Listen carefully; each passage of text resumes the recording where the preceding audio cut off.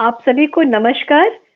Video शुरू करने से पहले एक छोटा सा डिस्क्लेमर ये है कि सूद सर की तबीयत ठीक नहीं है और हो सकता है वो बीच में खांसे भी। तो प्लीज डोंट टेक इट कि उनको खांसी क्यों आ रही है और उनको दवा लेना चाहिए। He is taking medicine, he is on medication, but उनका जो जज्बा है नेशन को लेकर के और उनकी जो अंदर एक आग है नेशन को लेकर के, वो उनको बैठने नहीं देती, उनको आराम नहीं करने देती है। और आज हम सर की तबीयत खराब है फिर भी हम आज अपना वीडियो रिकॉर्ड कर रहे हैं क्योंकि सर आप लोगों से बहुत प्यार करते हैं और वो चाहते हैं कि आप लोगों तक बहुत सारी बातें पहुंचे, बहुत सारी नॉलेज पहुंचे। नमस्कार सूद सर, आपका बहुत बहुत स्वागत है। जी नमस्कार।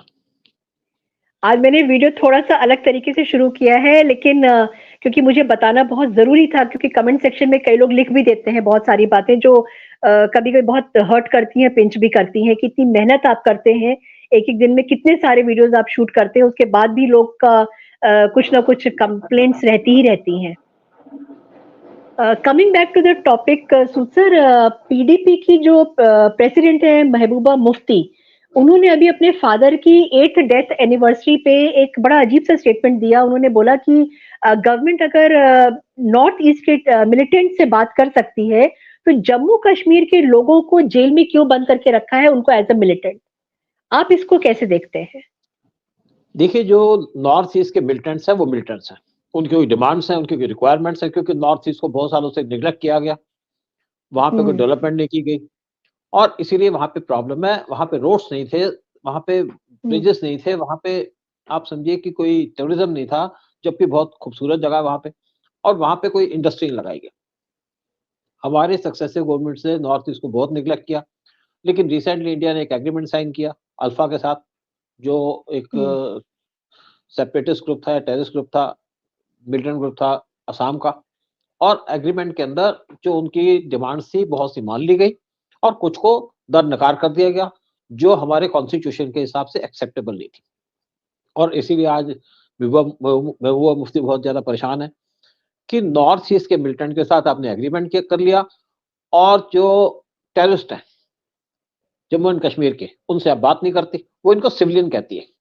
लेकिन जम्मू एंड कश्मीर के जो टेररिस्ट हैं वो टेररिस्ट हैं, ना वो मिलिटेंट है ना सिविलियंस हैं। और ये वो लोग हैं बिल्कुल जो हाथ में बंदूक लेके घूमते हैं, और इन्होंने मैसेकर किया वहां पे हजारों हिंदुओं का, हजारों हिंदू बच्चों का, उनके घर लूटे, उनकी फैमिलियों को बर्बाद कर दिया और उनको कश्मीर छोड़ने पे मजबूर कर दिया। और महबूबा मुफ्ती को उनसे बहुत ज्यादा सिंपैथी है, क्योंकि ये तो पॉलिटिक्स खेलते हैं। अगर कश्मीर के अंदर डेवलपमेंट नहीं हुई तो वो महबूबा मुफ्ती की वजह से नहीं हुई, उनके फादर की वजह से नहीं हुई, शेख अब्दुल्ला की वजह से नहीं हुई, फारूक अब्दुल्ला की वजह से नहीं हुई, जिन्होंने यहाँ पे 370 आर्टिकल लगा दिया और यहाँ पे कोई डेवलपमेंट होने नहीं दी।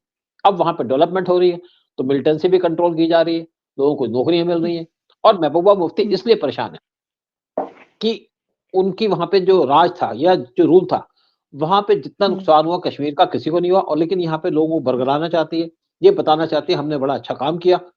और उन्होंने अपने फादर की भी रेफरेंस दी कि मुफ्ती सईद मोहम्मद वो पहले मुस्लिम होम मिनिस्टर थे इंडिया के, बड़ी अच्छी बात है। लेकिन क्या किया उन्होंने, ये कहती है उस टाइम पे उन्होंने मिलिटेंट से बात की, उन्होंने अपनी लड़की को, महबूबा मुफ्ती की जो बहन थी उसको किडनैप करवाया, और किडनैप करा करके जो मिलिटेंट जेल में बैठे थे उनको छुड़वा दिया और वहां पे मैसेकर कराना शुरू कर दिया हिंदूज का। यहाँ पे 3 लोग थे जो इसमें इन्वॉल्व थे, एक तो थे फारूक अब्दुल्ला, एक हमारी मुफ्ती बहन, और तीसरे इनके फादर। ये तीनों ने मिलकर वहां पे साजिश रची, और साजिश रच के क्या किया, करना शुरू कर दिया, वहां से भगाना शुरू कर दिया कश्मीर से, और भागे लोग, लाखों लोग भागे, अपना घर छोड़ के, कोई आराम से जाता नहीं है। लेकिन नॉर्थ ईस्ट के अंदर ऐसा कुछ नहीं हुआ, वहां पे उनकी डिमांड्स है उनको एक्सेप्ट किया जाएगा, रीजनेबल डिमांड को मान लिया जाएगा। लेकिन महबूबा मुफ्ती उनके फादर, इन्होंने एथनिक क्लिंजिंग की कश्मीर की, और उसको कहते हैं कि ये मिलिटेंट जो थे ये सिविलियंस थे। ये जो लोग हैं इनकी लॉयल्टी इंडिया के साथ नहीं है, पाकिस्तान के साथ इनकी लॉयल्टी है।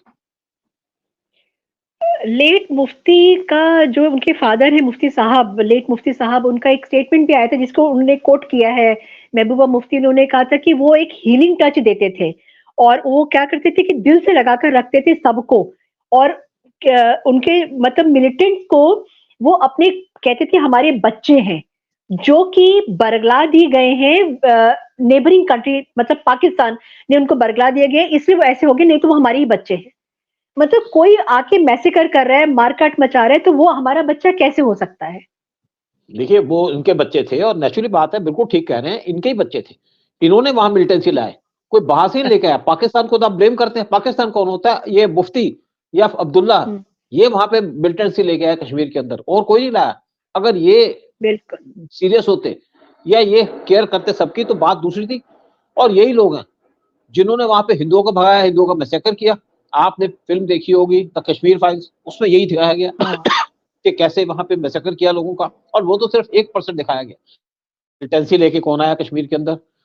वो लाए हुँ, शेख अब्दुल्ला, फारूक अब्दुल्ला, हुँ, मीर कासिम, हुँ, मुफ्ती के जो फादर थे वो लेके आए, और मुफ्ती खुद।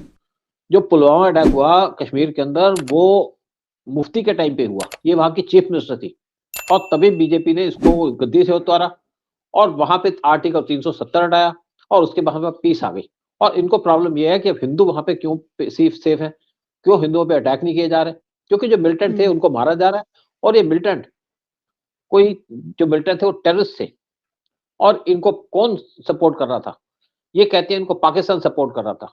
अरे पाकिस्तान सपोर्ट कर रहा था, उससे ज़्यादा तो तुम सपोर्ट कर रहे थे। यानी कि जो वहाँ पे बिल्कुल। पॉलिटिकल पार्टीज़ थी, अब्दुल्लाहस की और मुफ्तीज़ की, वो इनको सपोर्ट कर रही थी, और वो इनको मिसलीड कर रही थी। क्योंकि उनको ऐश करनी थी, उनको मज़े लेने थे। और जब हिंदुओं को मैसेकर किया गया कश्मीर के अंदर, मैं कई बार कह चुका हूँ पहले भी, तो फारूक अब्दुल्ला मोटरसाइकिल पे घूम रहे थे, शबाना आज़मी को पीछे बिठा करके, और सीन को एन्जॉय कर रहे थे कि हिंदुओं का मैसेकर हो रहा है। और आज इनको चिंता हो गई कश्मीर की। इनको कश्मीर की चिंता नहीं है, इनको चिंता है कि वहाँ पे पीस क्यों है? इनको चिंता है कि वहाँ पे हिंदूज़ कैसे आज घूम रहे हैं कश्मीर के अंदर, उस चीज़ की चिंता है। ये हमारे देश के सगे नहीं हैं, ये सगे पाकिस्तान के भी नहीं हैं। ये सगे हैं अपने भूख के, ये सगे हैं अपने, ये गुलाम हैं अपनी, जो इनकी भूख है उसके गुलाम है ये। और देश की इनको कोई चिंता नहीं है। मुसलमानों की चिंता ज़रूर करते हैं, दिखावे के लिए। लेकिन अगर मुसलमानों के भी ये सगे होते, तो उनको उनकी रोटी-पानी का सोचते, उनके पैसा ना लूटते। और वहाँ पे एक बिजली एक्ट लाया गया था कश्मीर के अंदर, जिसके अंदर इन्होंने हुँ, गरीब लोगों की ज़मीन लूटी, अपने रिश्तेदारों को हाँ, बाँट दी, और हुँ, वहाँ पे डेवलपमेंट नहीं होने दी। अगर इनको प्यार होता मुसलमानों से, तो वहाँ पे डेवलपमेंट होने देती, डेवलपमेंट करते खुद लोग। बिल्कुल। लेकिन ये मिलिटेंसी को प्रमोट करते रहे इतने साल तक, और आज इनको ये चिंता है कि हम बात कर रहे हैं मिलिटेंट से नॉर्थ ईस्ट के, और उससे कंपेयर कर रहे हैं जो टेररिस्ट हैं जे-एंड-के के। दोनों का कोई कंपैरिज़न नहीं है। क्योंकि दूसरी बात है कि जो नॉर्थ ईस्ट के मिलिटेंट्स हैं, अगर हम उनसे बात करते हैं, कोई एग्रीमेंट करते हैं, तो प्रिंसिपल पे वो स्टैंड करेंगे। लेकिन अगर हुँ, हम जो आपके टेररिस्ट हैं उनसे डिस्कशन करते हैं, बात करते हैं, तो वो आज पलट जाएँगे। अगर ये बात करते हैं वहाँ पे टेररिस्टों की, जिनसे मनमोहन सिंह के टाइम में मीटिंग भी की, उनसे खुद मुलाकात की। लेकिन क्या टेररिस्ट बंद हो गया?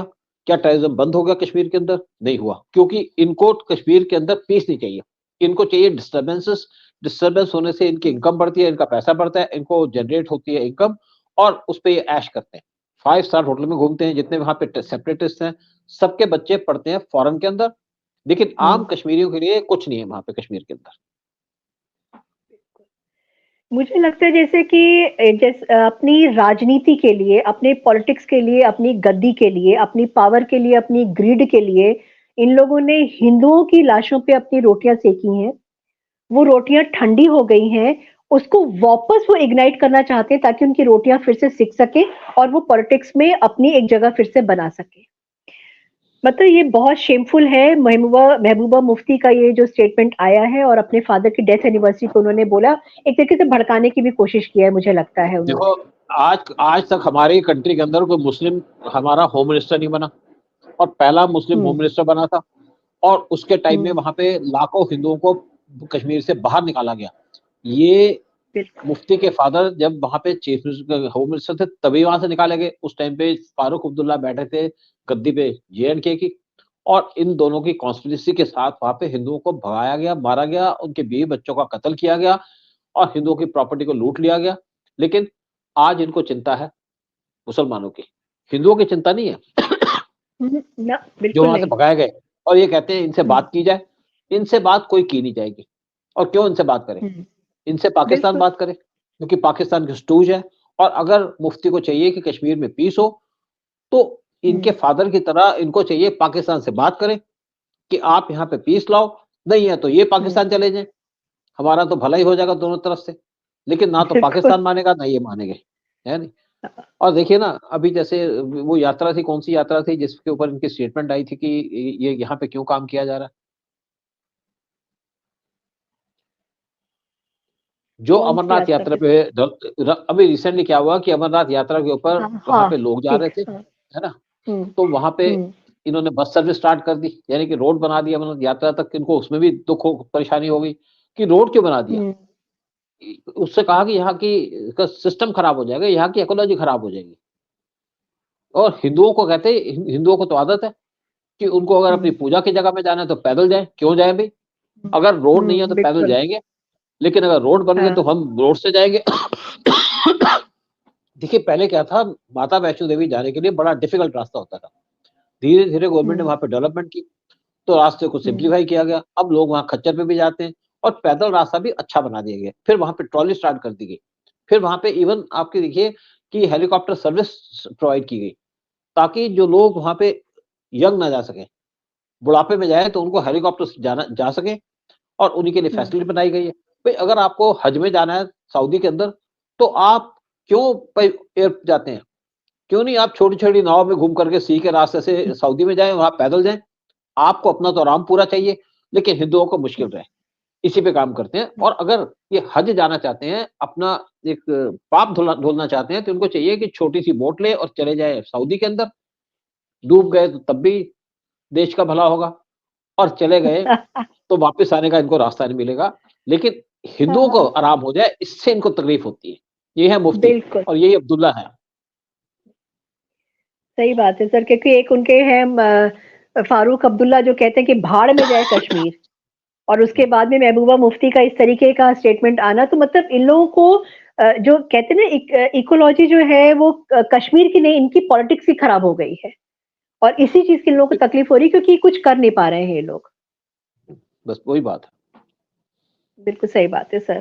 Thank you so much Sood sir, अपना ध्यान भी रखिए प्लीज, अपने तबीयत का भी वो बहुत ज्यादा जरूरी है, because we need you for more videos. और हाँ जी सर, बिल्कुल। थैंक यू सो मच, आपका बहुत बहुत धन्यवाद। जय हिंद, जय भारत। जय हिंद, जय भारत।